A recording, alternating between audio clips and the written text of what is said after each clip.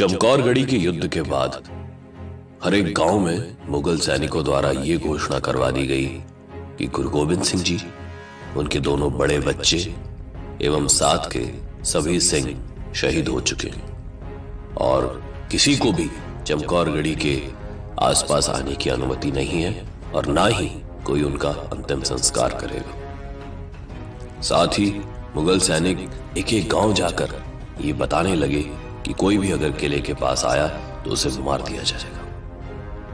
लेकिन इस माहौल के बावजूद पास का एक गांव, जिसका नाम था गांव खरूंद, वहां पर गुरु गोविंद सिंह जी की एक सेविका, एक बेटिया बीबी हरशरण कौर, जिसकी उम्र मात्र 16 वर्ष की थी, उसने अपनी मां से अनुमति मांगी कि मां, मैं उन शहीद सिंहों के अंतिम संस्कार के लिए जाना चाहती हूं।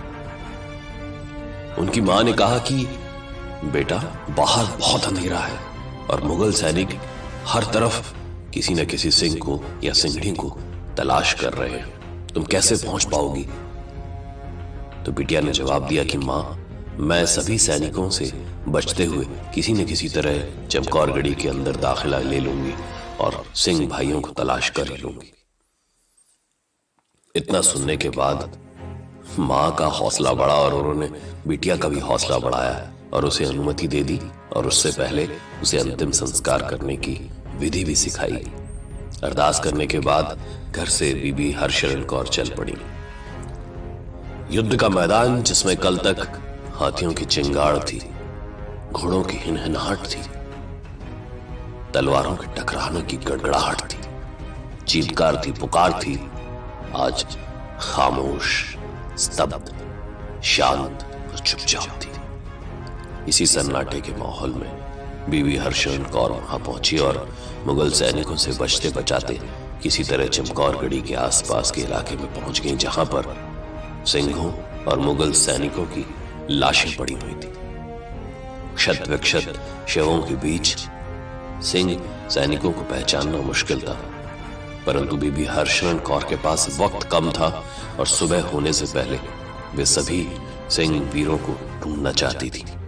उन्होंने चेहरों को साफ करना शुरू किया, हाथों में कड़े, कमर पर कछहरा और लंबे केशों को पहचानते हुए उन्होंने दोनों बच्चों और 30 अन्य सिंहों के शवों को पहचान लिया। उन्हें इकट्ठा करके बहुत ही कम समय में उन्होंने एक चिता तैयार करी और चिता को अग्नि भेंट करी।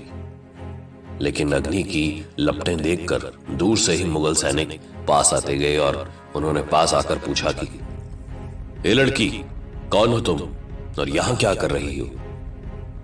बीबी जी ने जवाब दिया कि मैं गुरु गोविंद सिंह जी की बेटी हूं और मैं अपने भाइयों का अंतिम संस्कार कर रही हूं। यह सुनकर सैनिकों ने कहा कि तुम्हें पता नहीं कि ये आदेश नहीं है बादशाह के? बीबी जी ने जवाब दिया कि मैं एक सिंगड़ी हूं और मैं सिर्फ सच्चे बादशाह के हुक्मों की पालना करती हूं। मुझे दुनियावी बादशाहों के आदेशों से कोई सरोकार नहीं। यह सुनकर मुगल सैनिक तिलमिला उठे और बीबी जी की तरफ अटैक के लिए आगे बढ़ गए। मुगल सैनिकों को आगे बढ़ता हुआ देख उन्होंने अपनी कृपाण निकाली और लड़ने लग गईं। कुछ एक सैनिकों को मारने के बाद वे पूरी तरह से जख्मी हो गईं और जमीन पर गिर पड़ी।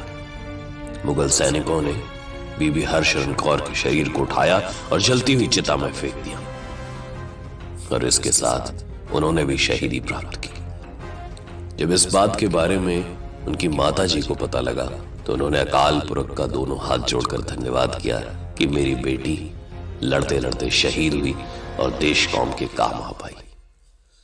चमकौरगढ़ी का युद्ध, उसके पहले और बाद की अनेक घटनाएं अनेक वर्षों तक हम सब के लिए प्रेरणा और हौसले का स्रोत रहेगी। वाहिगुरु जी का खालसा, वाहिगुरु जी की फतेह।